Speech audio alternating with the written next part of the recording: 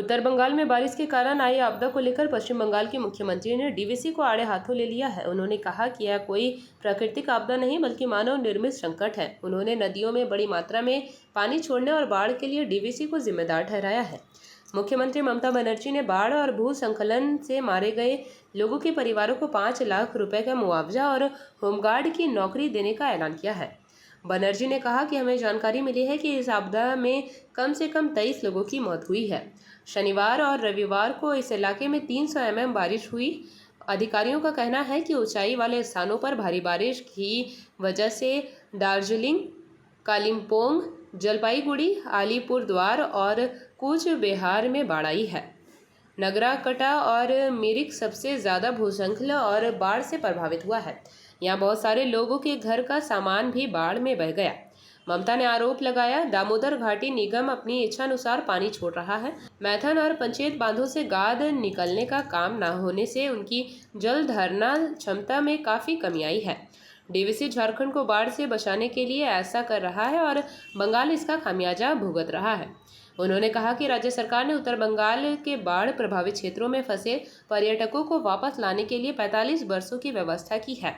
बनर्जी ने यह भी कहा कि केंद्र ने बाढ़ राहत उपायों के लिए धन मुहैया नहीं कराया और राज्य सरकार किसी तरह अपने दम पर स्थिति से निपट रही है। दार्जिलिंग जिले में हुए विनाशकारी भूस्खलन में मरने वाले संख्या बढ़कर 24 हो गई है। आपदा प्रबंधन कर्मियों ने सोमवार को भी बचाव अभियान जारी रखा क्योंकि कई लोग अब भी लापता और हजारों पर्यटक कटे हुए पहाड़ी इलाके में फंसे हुए हैं।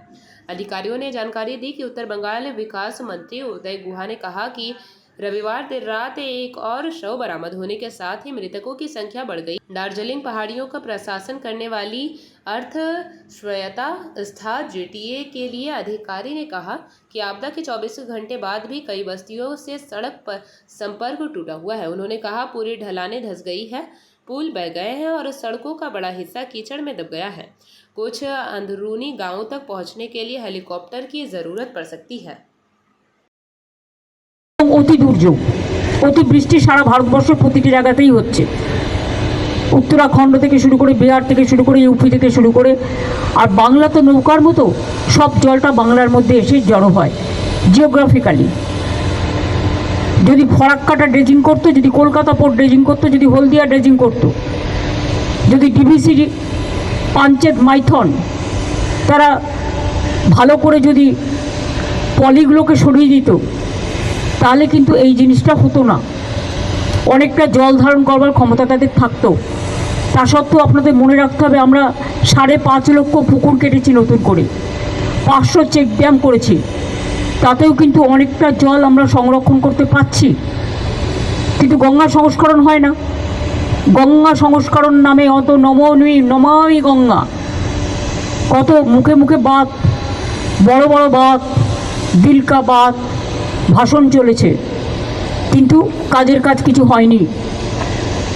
যে টাকা ভোটের টাকায় ঘুষ দেয় বিজেপি দল, গভর্নমেন্ট অফ ইন্ডিয়া, যে টাকায় ওরা ইলেকশন কমিশনকে পলিটিক্যালি কাজে লাগিয়ে, এজেন্সিকে কাজে লাগিয়ে ইলেকশনের আগে ঘুষ দেয়, সারা বছর কিন্তু দেয় না এই টাকাটা। আমাদের উন্নয়নের টাকাটাও গ্রামীণ রাস্তা থেকে শুরু করে, 100 দিনের কাজ থেকে শুরু করে, বন্যার টাকা থেকে শুরু করে, রাস্তাঘাটের টাকা থেকে শুরু করে, বাড়ি নির্মাণের টাকা থেকে শুরু করে সব বন্ধ। সর্বশিক্ষা অভিযানের টাকা থেকে সব বন্ধ।